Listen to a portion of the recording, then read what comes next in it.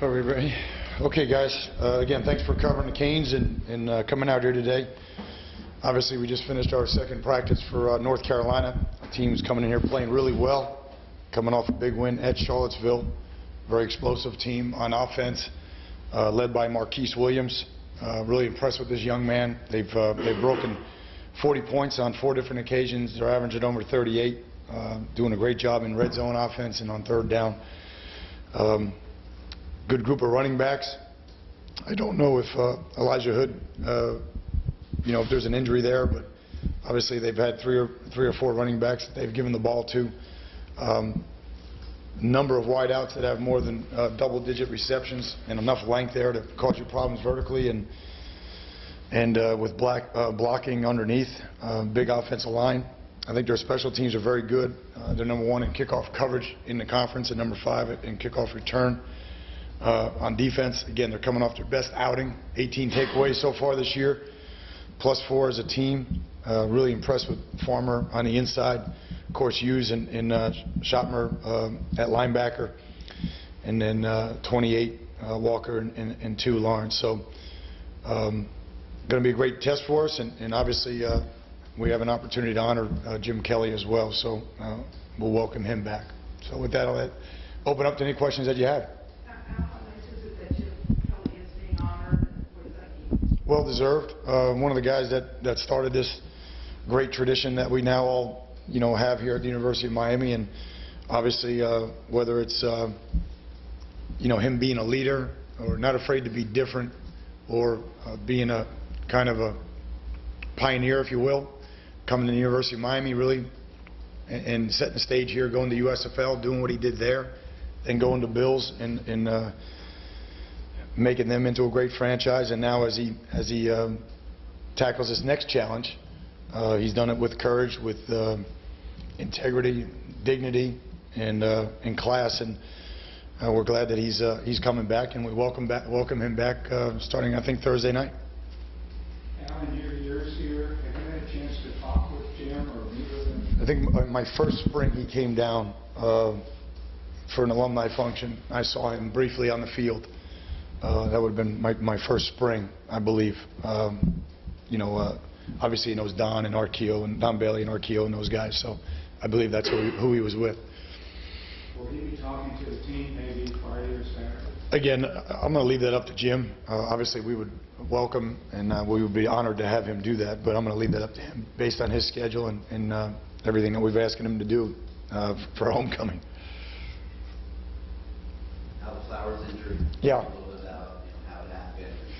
Yeah, it's tough because we don't know if, Doc seems to think it was an old injury that just, I don't know, how to say it, flared up, or, but they're going to take a good look at it tomorrow and see what's up. Do you expect him out this week? I expect him to play. I do not expect him to play.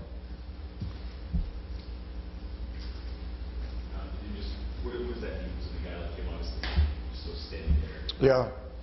Again, you just, everything that Eric has shown us in terms of his leadership and his effort and everything, now we need that from him in terms of, pushing the other guys around him to be better. And hopefully those other guys, Alex Gall and Trevor Darling and Sonny and all those guys, have learned from Eric, and now they have a great opportunity. So it's got to be next, man in mentality, and obviously, we had to move forward today quickly. James Foley was telling us how Darling was the first guy on the bench, Flowers left the game yet. James asking seen from him and his readiness? Yeah, he's ready to go. Again, he's gotten a lot of work with the ones, and he's got enough reps now where he's ready to go for this opportunity. And obviously, Wells, Gall, Adagwu, Joe Brown, all of those guys got to continue to come on too. So again, it's I feel badly for Eric, but it's a great opportunity for those guys to step up and answer the bell. How about John moving the left tackle? What are the differences there, and how does he have to? Well, again, I think we're going to work John at both. We're going to work Sonny at both. We're going to work Trevor at both, and we'll work Hunter Wells at both. So we're going to let them play both all week. So Ian Hazard has not been ruled out this season. Eric, we won't know until tomorrow morning. We won't know. For the lady, what are the differences between that left and right tackle? Generally speaking. The quarterback can see it coming on the right side, Matt. That's the biggest difference. It still hurts either way, But no, I mean, there might be certain things in our offense that we only do to the right or only do to the left. Or, it's just every offense, every program, every coordinator is, structured by how they see the game and how they want to call the game and what we do well.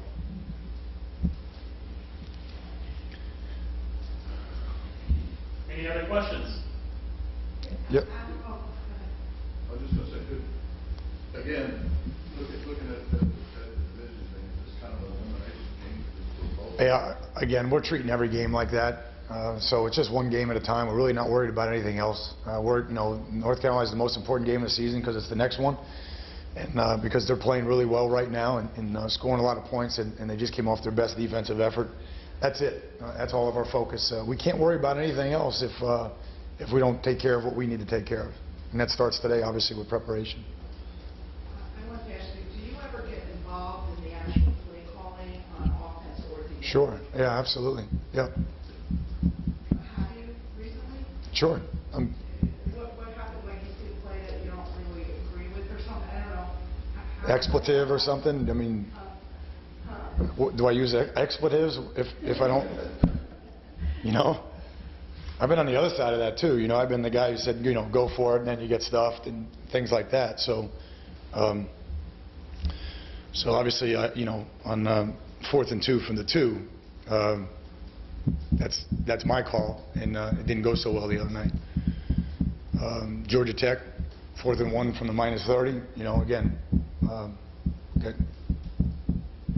glad we made it there.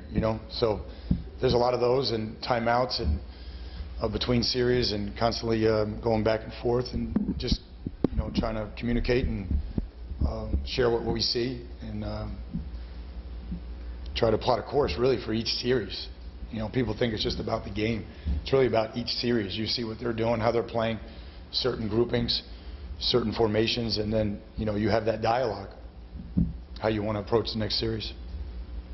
It seems like with the defense, the tackling performance is kind of like the make or break. I don't know if that's fair or not, but I'm curious, have you seen the tackling performance game by game go up and down? Have you seen it kind of trending upwards? What is your Well, again, I think it's been better the last 2 weeks, but Matt, I mean, there's so much game in space right now. If you can't tackle, you get exposed. So I think just in college football in general, if you're not tackling really well, you can give up a lot of big plays, a lot of explosive plays, a lot of yards. So I don't think there's any question. We have to continue to be mindful of it and stay on top of it, embrace it as a defense, and continue to tackle well and play good force. Those two go hand in hand. If you don't trust the guy next to you and how he's going to fit the play, it's really hard to tackle with confidence. So we did that well the other night, but the other night's over. And we got a new set of variables, new set of circumstances that we have to defend on Saturday. Couple more questions. How is it injury-wise? I asked yesterday, is everybody else fine? Yeah, and again, Susan, I thought we were fine yesterday. So you're not the only one who woke up, but but I think everybody else is fine. So this thing just flared up, like, you really got into it last night, or? Again, it's just we had a thorough checkout of them, and again, I just think we want to be respectful of his privacy and obviously, what his communication with the doctor is, and see where it goes, tomorrow. We'll know more tomorrow for sure. In terms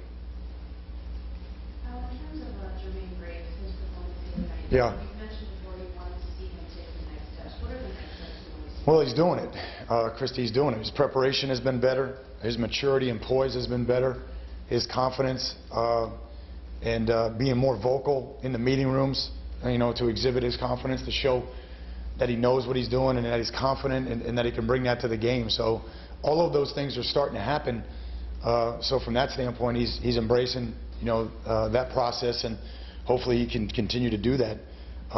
He's going to play a pivotal role here because there are so many space plays, and we do need his ability to, change direction and break on balls and his speed in the game. And so he's going to be a big factor this week. So hopefully he can just stay focused and, getting better every day.